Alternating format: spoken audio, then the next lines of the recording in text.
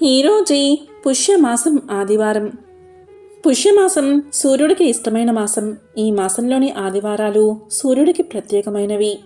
ఈ రోజున సూర్యుడిని జిల్లేడు పూలతో పూజిస్తే ఆరోగ్య ప్రయోజనాలు కలుగుతాయి. అదృష్టం, సంపద కలుగుతుందని పురాణాలు చెబుతున్నాయి. మరి ఎంతో విశేషమైన ఈరోజు పుష్య ఆదివార వ్రతకథను వింటే చాలు అనారోగ్య సమస్యలు తొలగి ఆరోగ్యం చేకూరుతుంది. ప్రతి పనిలోనూ మీదే విజయం కలుగుతుంది. మరి ఆ కథ ఏంటో ఇప్పుడు విందాం. ముందుగా అన్నం ముట్టని ఆదివారాల నోము గురించి ఇప్పుడు విందాం. ప్రాచీన కాలం నాటి మాట. ఆ కాలాన ఒక బ్రాహ్మణుడు ఉండేవాడు. ఆయనకు 2 కుమార్తెలు, 7 కుమారులు, మొత్తం 9 సంతానం. వారందరిలో చిన్నది శృంగారవతి. తండ్రి అందరికీ వివాహం చేసి ఆమెకు కూడా తగిన వరుణ్ణి వెతికి వివాహం చేశాడు. మంచి ముహూర్తాన ఆమెను కాపురానికి పంపాడు. శృంగారవతి భర్తతో చక్కగా కాపురం చేసుకుంటుంది. కాలం ఇలా గడుస్తూ ఉంది. ఒకనాడు ఆమె తండ్రి కుమార్తెను చూడవచ్చాడు. తన ఇంటికి వచ్చిన తండ్రిని ఆదరించి గౌరవించి కుశల ప్రశ్నలు అడిగి యోగక్షేమాలు తెలుసుకుని భోజనాలు అయ్యాక ఆ చిన్నది ఇలా పలికింది. నాన్నా, నా వివాహమై చాలా కాలం గడిచింది. అయినా కడుపు పండలేదు. కారణమేమిటో తెలియదు. నాకు సంతాన భాగ్యం లేదా? పిల్లలు పుట్టరా? సంతానం లేని స్త్రీజన్మ వృధా అంటారు, వ్యర్థము అంటారు. గొడ్రాలిగా జీవించాలేమో నేను అని విచారించి దుఃఖిస్తూ తన బాధను తండ్రికి వివరించి చెప్పింది. కుమార్తె గోడు విన్నాడు తండ్రి. చాలా బాధపడ్డాడు. ఆ తండ్రి వెంటనే సూర్యనారాయణమూర్తిని ప్రార్థించాడు. దీంతో ప్రసన్నుడైన ఆ సూర్య భగవానుడు ప్రత్యక్షం కాగా అతనికి నమస్కారం చేసి వినయంగా తన కుమార్తె విషయం వివరంగా చెప్పాడు. విన్న బాలభాస్కరుడు ఇలా పలికాడు. ఓ భక్తా, విచారించకు. ఉపాయం చెప్తాను, అలాగే చెయ్యి. తప్పకుండా నీ కూతురి కడుపు పండి సంతానం కలుగుతుంది. నీవు నేను చెప్పినట్లు సోమి దేవమ్మ దగ్గరకు వెళ్ళు. ఆమె 360 నోములు నోచిన పుణ్యాత్మురాలు.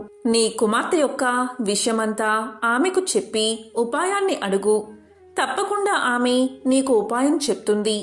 అలా చెయ్యి అని చెప్పి సూర్యభగవానుడు అంతర్ధానమయ్యాడు. దీంతో బ్రాహ్మణుడు సంతోషించి పరమానంద భరితుడై ఆదిత్యుడు చెప్పిన విధంగా తాను తిన్నగా సోమిదేవమ్మ వద్దకు వెళ్ళి తన కుమార్తె విషయం చెప్పి కడుపు పండే మార్గం చెప్పమని కోరాడు. అంతా విన్నది సోమిదేవమ్మ. ఆమె కడు పుణ్యాత్మురాలు, ధన్యాత్మురాలు, ఉపకారి, మంచి చేసే స్వభావం కలది. అందుచేత ఆమె చేసిన పుణ్యఫలం నుంచి పూర్ణఫలం ధారపోసింది. వ్రత విధానాన్ని వివరంగా చెప్పింది. దీంతో బ్రాహ్మణుడు సంతోషించి ఇంటికి వెళ్ళి తన కుమార్తెను పిలిచి విషయమంతా వివరించి చెప్పి, అమ్మా, నీవు అన్నం ముట్టని ఆదివార వ్రతాన్ని ఆచరించు. దాంతో నీ కడుపు పండి సంతానం కలుగుతుంది అని కూతురికి తెలియచేశాడు. అంతా తండ్రి చెప్పిన ప్రకారం నోము నోచింది కూతురు. వ్రతఫలంగా ఆమె కడుపు పండింది, సంతానం కలిగినది, అభీష్టం నెరవేరినది. ఇదే అన్నం ముట్టని ఆదివారం నోము కదా. ఎంతో విశేషమైన ఈ కథను ఈ ఆదివారం రోజు విన్నా, చదివినా, చెప్పినా, వినిపించినా ఆ సూర్యనారాయణమూర్తి యొక్క సంపూర్ణ అనుగ్రహం మీకు కలుగుతుంది. ఇక ఆపదలేని ఆదివారపు నోము కథను ఇప్పుడు విందాం. పూర్వకాలం నాటి మాట. ఆ కాలాన ఒక బ్రాహ్మణుడు ఉండేవాడు. అతను బాగా ధనికుడు. సిరి సంపదలకు అతనుకు ఎటువంటి లోటు లేదు. సంతానానికి కూడా లోటు లేదు. చాలా మంచివాడు. స్వ పర భేదం లేకుండా అందరినీ ఆదుకునేవాడు. ఎవరికి ఏ ఆపద వచ్చినా ఆదుకునేవాడు. అందరికీ అందుబాటులో ఉండేవాడు. మంచి మనిషిని, మర్యాద గల బ్రాహ్మణుడని ప్రసిద్ధికెక్కాడు. మితిమీరిన దానాలు చేసేవాడు. ఎవరు ఏమైనా అడిగితే అది ఇచ్చేవాడు. లేదన్నదే లేదు ఆయన నోట. ఇలా కాలం గడుస్తుంది. కొంతకాలానికి అతడు నిరుపేదవాడయ్యాడు. సంపదలు హరించుకుపోయాయి. బాధలు ప్రారంభమయ్యాయి. సాయం అందిన వారే ముఖం చాటేశారు. ఎవరూ కూడా ఆ బ్రాహ్మణుణ్ణి ఆదుకోలేదు. అంతేకాదు కీడు తలపెట్టారు కూడా. ఇబ్బందుల పాలు చేశారు. మంచికి మన్నన ఉండదు, మర్యాద ఉండదు. మంచివారికి వంచన తప్పదు. మోసం జరుగుతుంది, కుట్రలు జరుగుతాయి. అయినా ఎన్ని బాధలైనా సహించగలరు మంచివారు. కానీ మంచివారు మంచిగానే ఉండిపోతారు. పాపం ఒకనాడు ఆ బ్రాహ్మణుడు అష్ట ఐశ్వర్యాలతో తొలదిగినవాడు, కడు పేదవాడయ్యాడు. ఒకసారి ఆ బ్రాహ్మణుడి భార్య కర్మసాక్షి అయిన సూర్య భగవానుణ్ణి, ఓ ప్రభూ, ఏమిటి ఈ వింత? నా భర్త 10 మందికి పెట్టాడే కాని ఎవరి వద్ద ఏం తీసుకోలేదే. అటువంటి మాకు ఏమిటి ఈ పరీక్ష? ఎందుకు ఈ దరిద్రం? ఏమిటి పేదరికం? మా లోపమేమిటి స్వామి అని శోకించసాగింది. అంతా ఆమె అంతరాత్మ ఇలా పలికింది, అమ్మా, విచారించకు, బాధపడకు. కష్టాలు కలకాలం ఉండవు. నీవు ఒక వ్రతాన్ని ఆచరించు. ఆ వ్రతం ఏంటి అంటావా? అదే ఆపదలేని ఆదివారపు వ్రతం. ఆ నోము నోచి చూడు, తప్పక నీకు మరలా ఏ లోటు ఉండదు అని ప్రబోధించింది. ఆ ఇల్లాలు ఆ విషయం భర్తకు వివరించి చెప్పింది. భర్త తప్పక ఆ వ్రతం ఆచరించమని పలికాడు. అంతేకాదు అందుకు కావలసిన పదార్థాలు సిద్ధం చేయించాడు. ఆ ఇల్లాలు స్నానం చేసి శుచై శుభ్రంగా చక్కెర పొంగలు తయారు చేసి అరటి ఆకునందు ఉంచి మంచి ఆవు నెయ్యి వేసి సూర్యభగవానుడికి నైవేద్యం పెట్టింది. కన్నె ముత్తైదువుకు వాయినం ఇచ్చింది. ఈ విధంగా క్రమం తప్పకుండా వరుసగా విధి విధానంగా 12 ఆదివారాలు వ్రతాన్ని ఆచరించింది.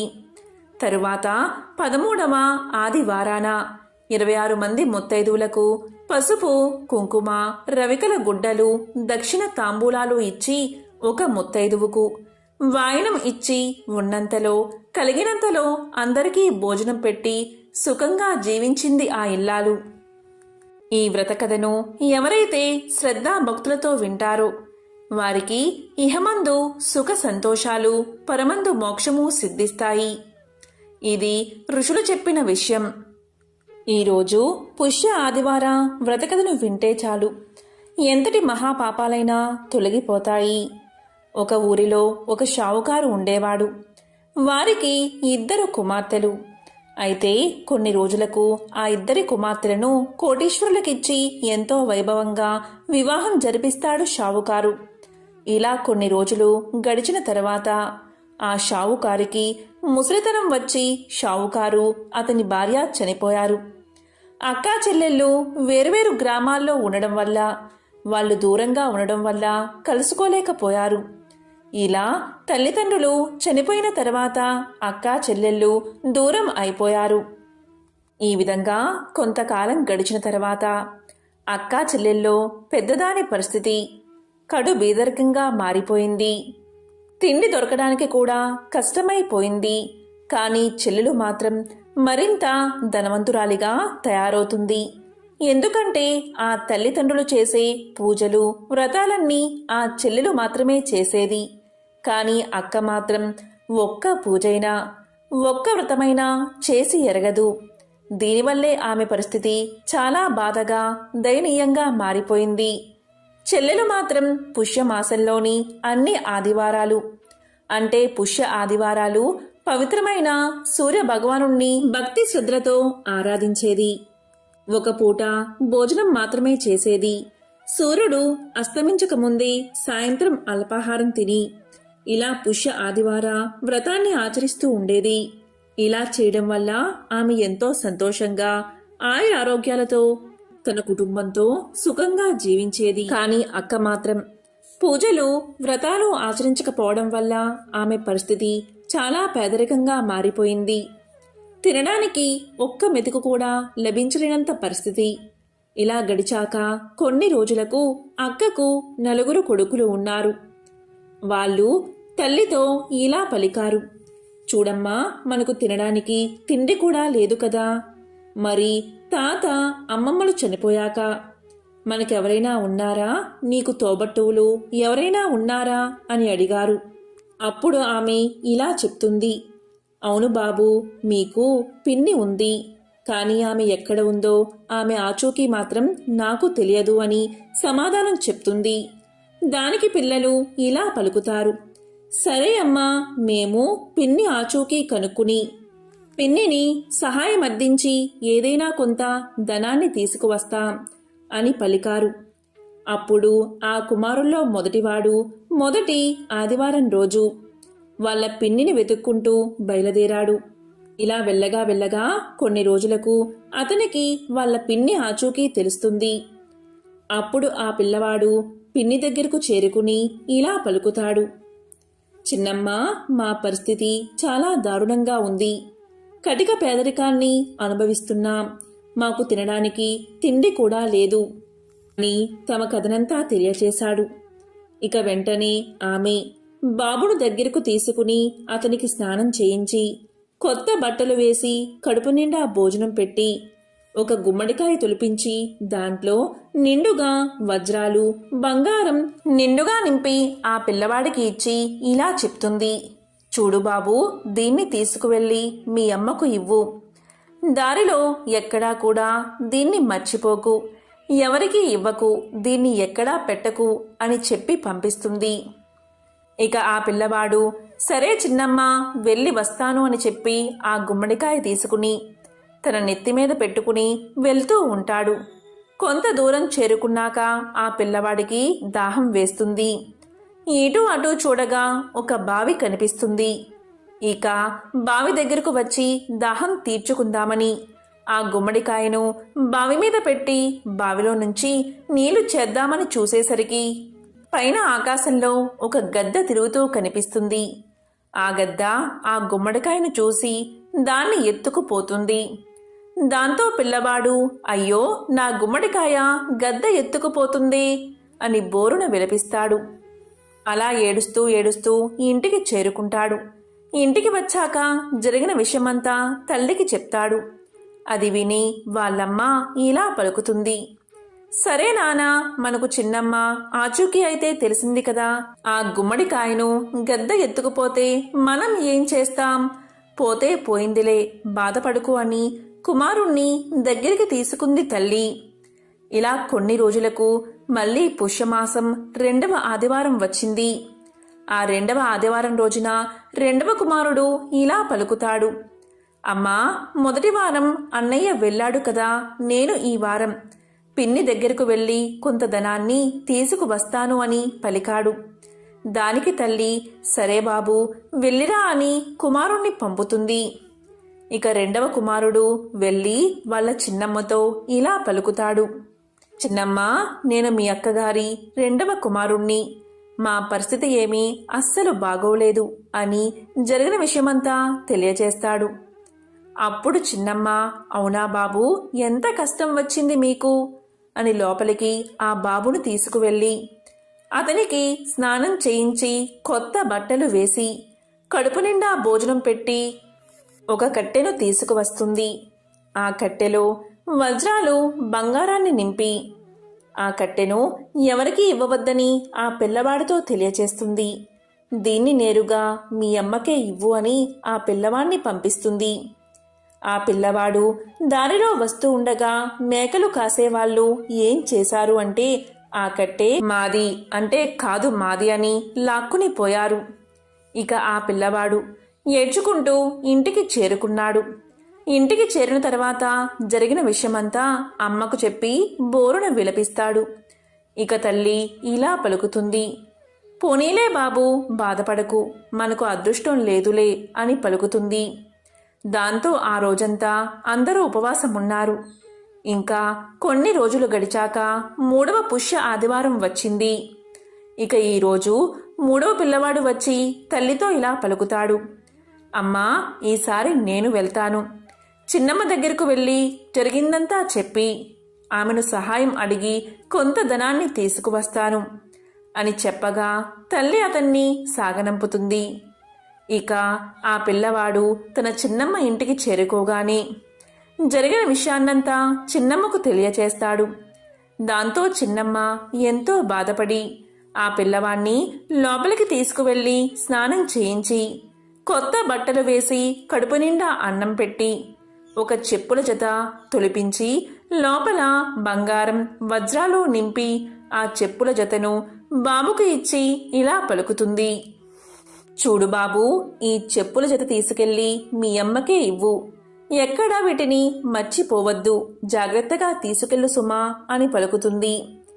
దాంతో అతను ఆ చిన్నమ్మ దగ్గర సెలవు తీసుకుని ఇంటిదారి పడతాడు. ఇలా వెళ్తూ ఉండగా బాగా వర్షం కురుస్తుంది. ఆ వర్షం కారణంగా చెప్పుల జత పొరపాటున ఊబిలో పడిపోతాయి. ఇక చేసేది లేక ఉట్టి చేతులతో మూడవవాడు ఇంటికి చేరుకుంటాడు. ఇంటికి వెళ్ళి జరిగిందంతా తల్లికి తెలియచేసి బోరున విలపిస్తాడు. దాంతో తల్లి ఇలా అంటుంది, చూడు నాయనా, బాధపడకు, మనకు ఇంతే రాసిపెట్టి ఉందేమో, బాధపడుకు అని ఓదారుస్తుంది. ఇక ఆ రోజు కూడా అలాగే ఏమీ తినకుండా ఉపవాసంగా ఉండిపోతారు. ఇలా ఉండగా కొన్ని రోజులకు పుష్యమాసం 4వ ఆదివారం వచ్చింది. ఇక ఆ రోజు 4వ కుమారుడు ఇలా పలుకుతాడు, అమ్మా, 3 అన్నలు వెళ్లారు కానీ ఏమీ ఉపయోగం లేదు కదా, ఈ వారం నేను చిన్నమ్మ ఇంటికి వెళ్ళి డబ్బులు తీసుకువస్తాను అని పలుకుతాడు. దానికి తల్లి సరే బాబు, వెళ్ళిరా అని సాగనంపుతుంది. ఇక చిన్నవాడు చిన్నమ్మ దగ్గరకు వెళ్ళి జరిగిన విషయమంతా వివరించి చెప్పాడు.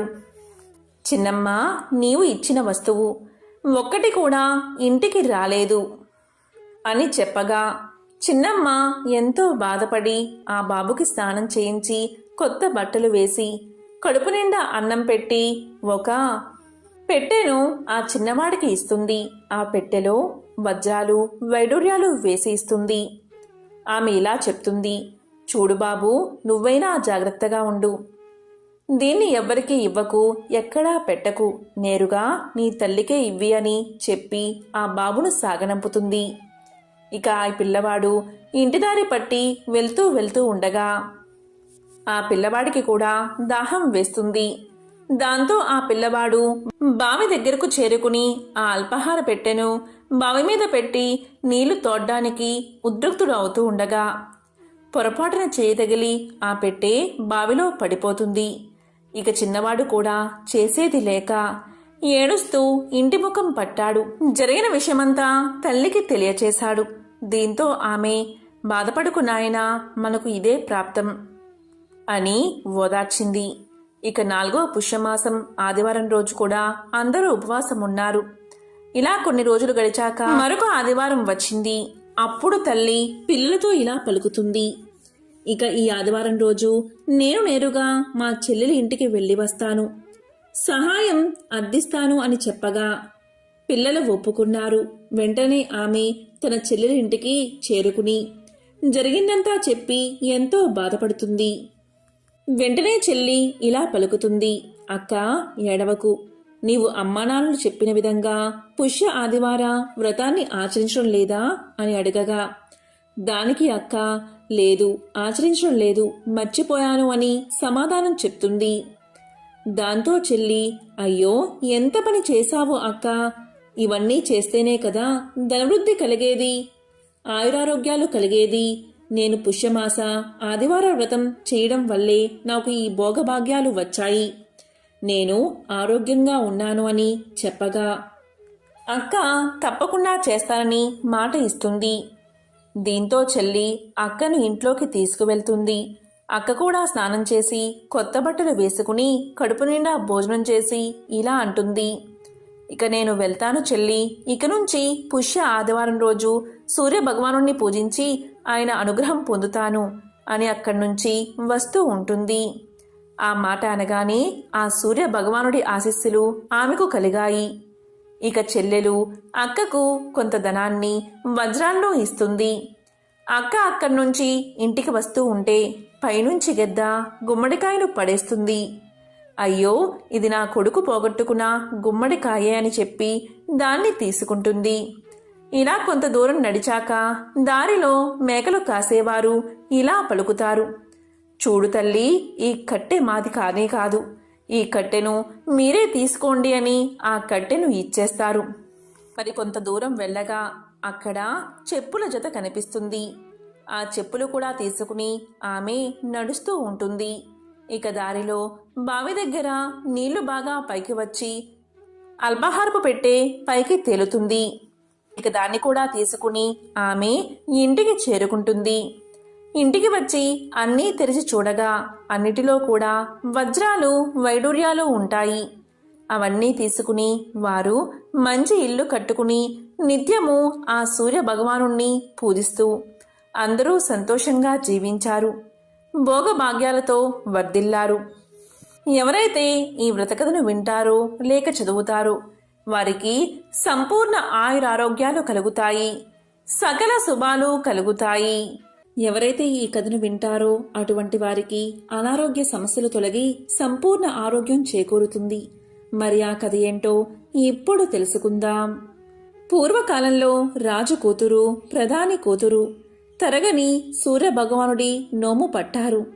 ప్రధాని కూతురు సంవత్సరం పొడుగునా ప్రతి ఆదివారం తరిగిన కూర తినకుండా ఉంటూ భక్తి శ్రద్ధలతో 13 కొబ్బరికాయలు, 13 రూపాయలు చీరా జాకెట్టు ముత్తైదువులకు వాయనం ఇచ్చేది.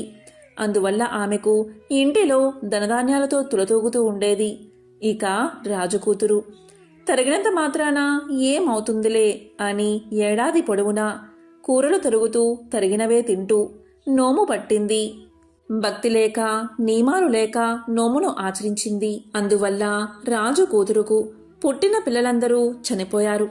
అంతేకాదు రాజు కూతురు, ప్రధాని కూతురు అష్ట ఐశ్వర్యాలతో ఉండడం చూడలేకపోయింది. దీంతో రాజు కూతురు ఏం చేసింది అంటే, ఒకరోజు ప్రధాని కూతురు పిల్లలందరినీ తన ఇంటికి రప్పించి వారి తలన్నీ కోసి పెట్టెలో పెట్టి ప్రధాని కూతురు ఇంటికి పంపించింది.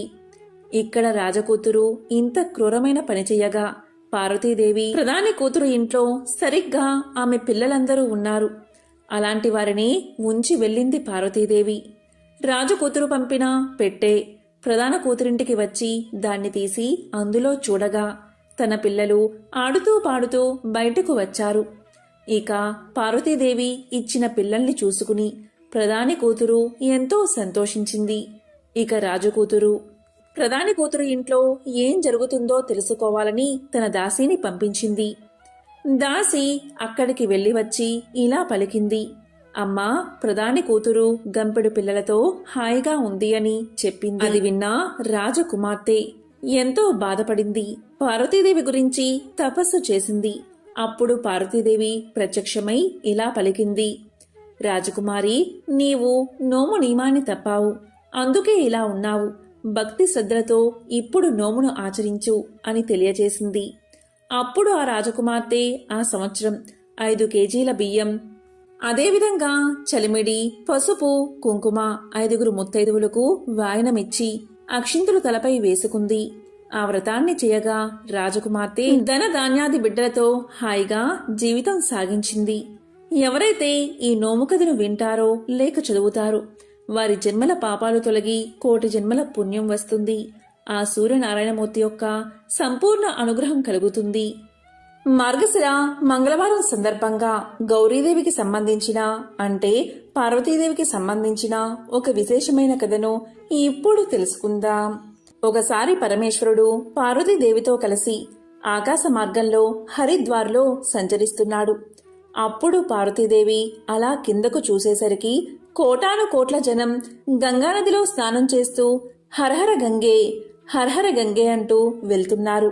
ఆ విధంగా వారు గంగానదిలో స్నానం చేసి వెళ్తున్నా కూడా వారు ఆనందంగా లేరు, దుఃఖంగా బాధగా కనిపిస్తున్నారు. అప్పుడు పార్వతీదేవి ఆశ్చర్యంతో పరమేశ్వరుని ఇలా అడిగింది. నాదా, గంగానదిలో స్నానం చేసినట్లయితే సమస్త పాపాలు తొలగిపోతాయని పెద్దలు చెప్తారు కదా, మరి వీళ్ళు స్నానాలు చేసినా కూడా దోషాలు ఎందుకు వీరికి పోలేదు? మరి గంగానదిలో అంత శక్తి లేదా అని అడిగింది.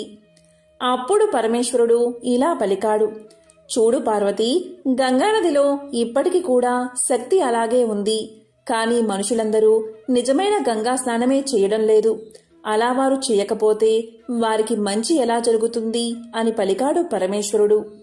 ఇక పార్వతీదేవి ఆశ్చర్యంతో ఇలా పలికింది. ఏమిటి స్వామి, వాళ్ళు స్నానమే చేయలేదా? అదేమిటి, అందరూ కూడా గంగానదిలో స్నానం చేసే కదా బయటకు వస్తున్నారు? వారి ఒంటి మీద తడి కూడా ఆరలేదు అని అనగానే పరమేశ్వరుడు ఇలా పలికాడు, వీళ్ళు కేవలం నదిలో మునిగి వస్తున్నారు అంతే. నేను రేపు నీకు ఒక రహస్యాన్ని చెప్తాను అని పలకగానే పార్వతీదేవి సరే అంటుంది. ఇక మరుసటి రోజు చాలా జోరుగా వాన కురుస్తుంది. 4 వైపులా కూడా వర్షం నీటితో మునిగిపోయి ఉంది.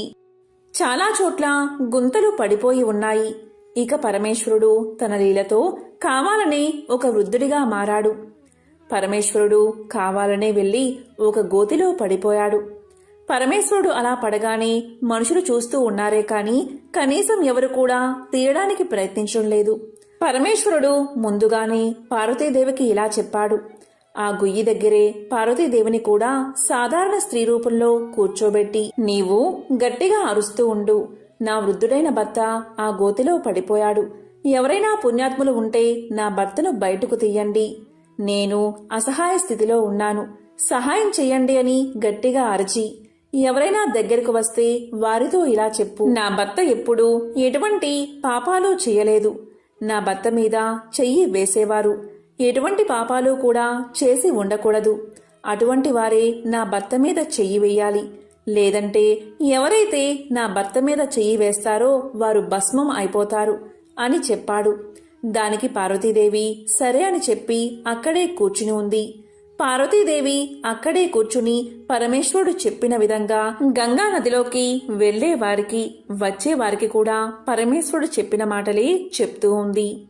గంగానదిలో స్నానం చేసి గుంపులు గుంపులుగా జనం వస్తున్నారు. పైగా అవి గంగానది పుష్కరాలు కావడంతో అక్కడ ఇసుక వేసిన రాలనంత జనమున్నారు. సుందరమైన స్త్రీ అక్కడ కూర్చుని ఉండడం చూసి చాలామంది మనసులో చాలా దుష్టమైన ఆలోచనలు కూడా వస్తున్నాయి. చాలామంది అయితే పార్వతీదేవితో ఇలా కూడా చెప్పారు, ఆ ముసలివాడిని చనిపోనివ్వు, ఎందుకు ఆ ముసలివాడి కోసం ఏడుస్తున్నావు అన్నారు. ఇంతలో ఒకతను అక్కడికి వచ్చి, ఏమిటి నీ భర్తను బయటకు తీయాలా అని అడిగాడు. అవును అని ఆమె చెప్పేసరికి అతను ఆ ముసలివాడిని ముట్టుకోపోయేసరికి పార్వతీదేవి ఇలా పలుకుతుంది, చూడండి, మీరు జీవితంలో ఎటువంటి పాపాలు చేయకుండా ఉంటేనే నా భర్తను ముట్టుకోండి. ఒకవేళ పాపం చేసి నా భర్తను పట్టుకుంటే మీరు వెంటనే భస్మం అయిపోతారు అని చెప్తుంది. దీంతో ఆ వ్యక్తి భయపడి ఎందుకు వచ్చింది నాకు అని అనుకుని అక్కడి నుంచి వెళ్ళిపోయాడు. ఇక అక్కడకు వచ్చిన వారందరూ కూడా గంగలో స్నానం చేసినా కూడా వారి మీద వారికే నమ్మకం లేక మేము ఎక్కడ భస్మం అయిపోతామో అని ఎవరికి వారు ఆ ముసలివాణ్ణి ముట్టుకోకుండా అలా వెళ్ళిపోతున్నారు. లక్షల మంది, కోట్ల మంది జనం, అంతమంది ఉన్నా కూడా ఎవరూ కూడా సహాయాన్ని అందించలేదు. తీసే ప్రయత్నం ఎవరూ చేయలేదు. గంగలో మునిగి అలా పక్కగా వెళ్ళిపోతున్నారు. అలా సాయంత్రం గడిచిపోయింది. అప్పుడు పరమేశ్వరుడు పార్వతీదేవితో ఇలా పలికాడు, ఇన్ని కోట్లాది మంది జనం గంగలో మునుగుతున్నారు. ఎవరైనా స్వచ్ఛమైన మనసుతో గంగలో స్నానం చేయడానికి వచ్చారా అన్నాడు. అలా అంటూ ఉండగానే ఒక వేశ్య అప్పుడే గంగలో మునిగి ఆ పక్కగా వస్తూ ఆ దృశ్యాన్ని చూసి అక్కడకు వచ్చి బాధపడి, నీ భర్తను నేను లేపుతాను అని ముట్టుకోబోతుంటే పార్వతీదేవి ఇలా పలికింది, చూడమ్మా, నీవు ఎటువంటి పాపం చేయకపోతేనే నా భర్తను తాకు, లేకపోతే నీవు భస్మం అయిపోతావు అని చెప్తుంది. అప్పుడు ఆ వేశ్య ఎటువంటి సంకోచం లేకుండా ఇలా పలుకుతుంది, అమ్మా, నేను జీవితంలో ఎన్నో పాపాలు చేశాను. కాని ఆ పాపాలను పోగొట్టుకోవడానికి గంగలో మునుకుదామని ఇక్కడకు వచ్చి ఆ గంగామాతకు నమస్కారం చేసుకుని ఇప్పుడే గంగలో మునిగి వస్తున్నాను. గంగలో మునిగిన వెంటనే నా పాపాలన్నీ తొలగిపోయాయి కదా, మరి నాకు పాపం ఎలా అంటుతుంది? గంగానదిలో స్నానం చేశాక ఎవరికైనా సరే పాపాలు ఉండవు కదా అని చెప్తూ ఆ వేశ్య ముసలివాడి రూపంలో ఉన్న పరమేశ్వరుణ్ణి ఒక్క దెబ్బతో పైకి లాగింది. అప్పుడు పార్వతీ పరమేశ్వరులు ఆ వేశ్యాస్త్రీని పుణ్యస్త్రీగా భావించి ఇద్దరూ కూడా వారి యొక్క అసలు రూపాలను ధారణ చేసి ఆ వేశ్యకు దర్శనమిచ్చి అంతర్ధానమయ్యారు. అప్పుడు పరమేశ్వరుడు పార్వతీదేవితో ఇలా పలికాడు, పార్వతీ, చూసావా, ఇన్ని వేల కోట్ల జనంలో ఒక్క వేశ్య మాత్రమే గంగా స్నానాన్ని పవిత్ర మనసుతో పాపాలు పోతాయని నమ్మింది. ఇన్ని కోట్ల జనంలో ఆ స్త్రీ ఒక్కటి మాత్రమే పాపాల్ని పోగొట్టుకుని మన కైలాసానికి చేరుకుంటుంది. ఎవరైతే ఎటువంటి శ్రద్ధ విశ్వాసం లేకుండా డాంబికాల కోసం మాత్రమే గంగా స్నానం చేస్తారో వారికి వాస్తవిక ఫలితాలు లభించవు. దానివల్ల గంగా స్నానం వ్యర్థమవుతుంది. భక్తి శ్రద్ధలతో గంగా స్నానాన్ని ఆచరించడం వల్ల చాలా పుణ్యాలు కలుగుతాయి. నేనిప్పుడు నీకు 12 మాటలు చెప్తాను. ఎవరైతే మనుషులు స్నానం చేసేటప్పుడు ఈ 12 విషయాలను పాటిస్తారో వారు ఎప్పుడూ కూడా దుఃఖాన్ని అనుభవించరు. వారి ఇంట్లో ఎప్పుడూ కూడా లక్ష్మీ కటాక్షం ఉంటుంది. వారి ఇంట్లో అపారమైన ధన సంపదలు నెలకొంటాయి. ఇంట్లో ఎప్పుడూ కూడా గొడవలు జరగవు. అప్పుడు పార్వతీదేవి ఇలా పలుకుతుంది, నాదా ఆ 12 విషయాలు నాకు తెలియజేయండి అని కోరుతుంది. అప్పుడు పరమేశ్వరుడు ఇలా చెప్పడం మొదలు పెడతాడు. స్నానం చేయడం వల్ల శరీరం నిరోగంగా మారుతుంది. మనసు ప్రశాంతంగా ఉంటుంది. స్నానం చేయడం వల్ల ముఖంలో కాంతి, శారీరక మానసిక ఆకర్షణ కూడా పెరుగుతాయి. ప్రతి నిత్యము కూడా ఒక నియమంలాగా కొన్ని విషయాలపై ధ్యాస పెట్టినట్లయితే చాలా లాభాలు పొందవచ్చు. స్నానం చేసేటప్పుడు ఈ విషయాలపై తప్పకుండా ధ్యాస పెట్టాలి. వాటి గురించి పరమేశ్వరుడు ఇలా చెప్తున్నాడు. పార్వతి, నీవు ఈ విషయాలను చాలా ధ్యాస పెట్టి విను. అందులో మొదటిది, స్నానం చేసిన తర్వాతే మనుషులు పూజాది కార్యక్రమాలు చేసుకుని యోగ్యతను పొందుతారు. అందువల్లే ఉదయాన్నే స్నానం చేయాలి. ఇక రెండవది, శాస్త్రాల్లో చెప్పబడింది స్నానం చేయడం వల్లే ఈ 5 సద్గుణాలు కూడా లభిస్తాయి. అవే రూపం, తేజస్సు, పవిత్రత, ఆయుష్, ఆరోగ్యం. ఇక మూడవది, మేధాశక్తి, లక్ష్మి, ధనం ఇవన్నీ కావాలని కోరుకునేవారు ప్రతి ఋతువులోనూ ప్రతిరోజు స్నానం చేయాలి. ఇక నాలుగవది, ఉదయాన్నే స్నానం చేయడం వల్ల పాపాలు నశిస్తాయి, పుణ్యం ప్రాప్తిస్తుంది అని శాస్త్రాల్లో చెప్పబడి ఉంది. ఉదయాన్నే స్నానం చేసేవారి దగ్గర సాకారాత్మక శక్తులు అంటే దైవిక శక్తులు పుష్కలంగా ఉంటాయి. అందువల్లే ఉదయాన్నే స్నానం చేయాలి.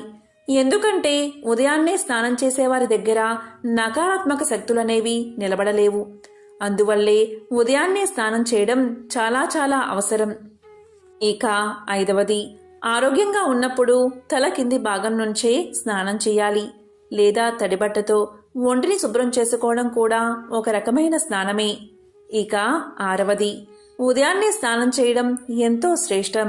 ఇక ఏడవది, ఒళ్ళంతా మురికిగా ఉన్నప్పుడు నదిలో స్నానం చేయకూడదు. మీరు నది ఒడ్డునే ఒళ్ళంతా శుభ్రం చేసుకుని ఆ తరువాత నదిలో మునగాలి. అంటే నదిలో మునగడానికి వెళ్ళేటప్పుడు ముందుగా ఇంట్లో స్నానం చేసి వెళ్ళాలి. ఇక ఎనిమిదవది, ఏ నదీ రేవులో అయితే బట్టలు ఉతుకుతూ ఉంటారో అక్కడ జలం అపవిత్రంగా చెప్పబడింది. అందువల్ల అక్కడి నుంచి కొంచెం దూరంలో మీరు స్నానాన్ని చేయవచ్చు. ఇక తొమ్మిదవది, నదిలో 11 సార్లు మునగడం అనేది శుభప్రదంగా చెప్పబడి ఉంది. ఇక 12వది, పవిత్ర నదుల్లో బట్టలు ఉతకడం అనేది నిషిద్ధంగా చెప్పబడింది. నదుల్లో ఎటువంటి మురికిని కూడా వదలకూడదు. ఇక గంగాదేవి ఇలా తెలియచేసింది, గంగా నదిలో స్నానం చేయలేని వారు మీరు ఎక్కడ స్నానం చేస్తున్నా కూడా నా నామస్మరణ చేస్తే చాలు, నేను ఆ జలంలోకి ప్రవేశిస్తాను అని గంగాదేవి తెలియజేసింది. ఇంకా పరమేశ్వరుడు ఇలా చెప్తున్నాడు, పార్వతి, నేను చెప్పేది ఇంకా శ్రద్ధగా విను. స్త్రీలు నగ్నంగా స్నానం చేయకూడదు. మన పౌరాణిక కథల ఆధారంగా చూస్తే శ్రీకృష్ణుడితో సంబంధాన్ని కలిగి ఉంటుంది. పౌరాణిక కథల అనుసారం ఒకసారి గోపికలు సరోవరంలో స్నానం చేస్తూ ఉండగా వారు నగ్నంగా ఉన్నారు. ఆ సమయంలో శ్రీకృష్ణుడు వారందరి వస్త్రాల్లో కూడా అపహరించాడు. అప్పుడు గోపికలు వారి వారి వస్త్రాలు తిరిగి ఇవ్వమని ప్రార్థించారు. అప్పుడు శ్రీకృష్ణుడు ఇలా తెలియచేశాడు, ఎప్పుడూ కూడా ఎక్కడా కూడా నగ్నంగా స్నానం చేయకూడదు. దానివల్ల జలం యొక్క దేవుడైన వరుణుడిని అవమానించడమే అవుతుంది. అందువల్ల నగ్నంగా స్నానం చేయకూడదని సలహాలు ఇచ్చాడు శ్రీకృష్ణుడు. శారీరకంగా మానసికంగా అనేక సమస్యలు వస్తాయి. కాబట్టి స్త్రీలు స్నానాన్ని ఆచరించేటప్పుడు ఏదో ఒక వస్త్రాన్ని ధరించాలి. వస్త్రం లేకుండా మాత్రం స్నానం చేయకూడదు. వస్త్రం లేకుండా స్నానాన్ని చేయడం వల్ల ఒంట్లోని సకారాత్మక శక్తులు ఏవైతే ఉంటాయో అవన్నీ బయటకు వెళ్ళిపోతాయి. దాని ప్రభావం శరీరంతో పాటు మనసు మీద, మెదడు మీద కూడా పడుతుంది. గరుడ పురాణం ప్రకారం మీరు స్నానం చేసేటప్పుడు మీ పితృదేవతలు కానీ, మరణించిన వారు కానీ మీ చుట్టుపక్కనే ఉంటారు. వస్త్రాలు లేకుండా స్నానం చేసినట్లయితే పితృదోషాలు తగులుతాయి. అలా స్నానం చేయడం వల్ల పితృదేవతలకు తృప్తి లభించదు. ఇంట్లో పితృదోషానికి కారణమవుతుంది. స్త్రీలు చిన్న వస్త్రాన్నైనా కట్టుకుని స్నానం చేసేటప్పుడు ఆ వస్త్రాల నుంచి జారిన నీరు పితృదేవతలు తాగుతారు. దీనివల్ల వారికి తృప్తి లభిస్తుంది. వస్త్రాలు లేకుండా స్నానం చేయడం వల్ల పితృదేవతలకు కోపం వస్తుంది. అందువల్ల మనిషి చాలా ఇబ్బందులు ఎదుర్కోవాల్సి వస్తుంది. అందువల్ల ఎప్పుడూ కూడా వస్త్రాలు లేకుండా స్నానం అస్సలు చేయకూడదు. పురాణాల ప్రకారం స్నానం చేయబడిన నీరు పితృదేవతలకే సమర్పించబడుతుంది. వస్త్రాలు లేకుండా స్నానం చేయడం వల్ల పితృదేవతలు సంతోషించరు. అంటే లక్ష్మీదేవికి కోపం వచ్చి దారిద్రాన్ని కలిగిస్తుంది. ఈ కారణం వల్లే శాస్త్రాల్లో కూడా వస్త్రం కట్టుకుని స్నానం చేయమని చెప్పారు. ఈ విషయాన్ని సాక్షాత్తు పరమేశ్వరుడే పార్వతీదేవికి తెలియచేశాడు.